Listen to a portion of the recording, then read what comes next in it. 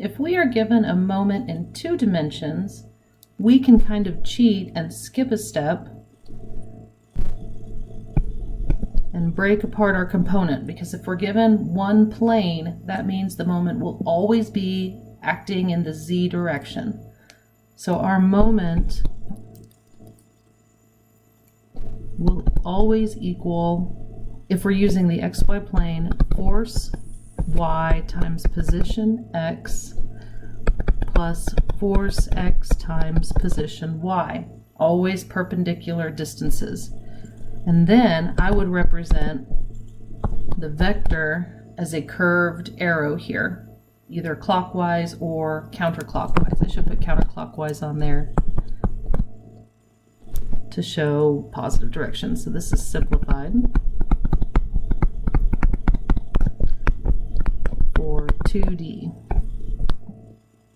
So for example, I'm given a force here of 200 pounds acting at a positive 15 degrees from the negative horizontal, acting at point A.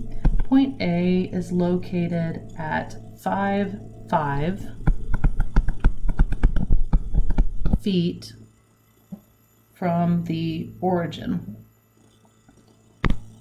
I wish to find the moment about the origin. And I'm going to use this simplified method for 2D.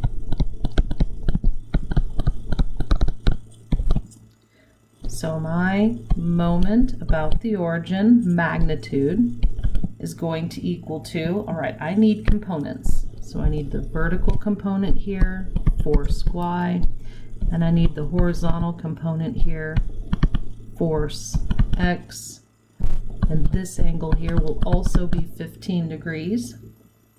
So that means force y is going to be 200 pounds, and it is opposite, so sine of 15 degrees, and then times the x distance, so that's going to be 5 feet, and then I have force x, which is 200 pounds, and it is adjacent, so that's cosine of 15 degrees, and it is also acting at a y distance of 5 feet.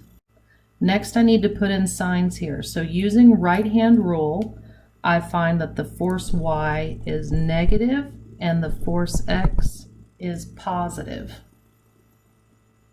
which means my moment about the origin is 707 pound-feet, and it ended up positive, which means it is acting counterclockwise. Now what if I add a point B over here, and point B is located at -5, -2 feet from the origin, and I want to find that moment about B. What would change? My position vector, right? So moment about B is going to equal to my y component, 200 sine of 15 degrees, acting at a distance from B horizontally, because I need that Rx, so that's going to be -5 to the origin, and then another 5, so that's 10 feet, and then my x component of force, 200 cosine of 15 degrees, and its y distance, which is 2 plus 5, and that would be 7 feet. Force x is going counterclockwise about B, and force y is going clockwise about B using right-hand rule, and I find that moment B is 835 pound-feet, and it is acting counterclockwise.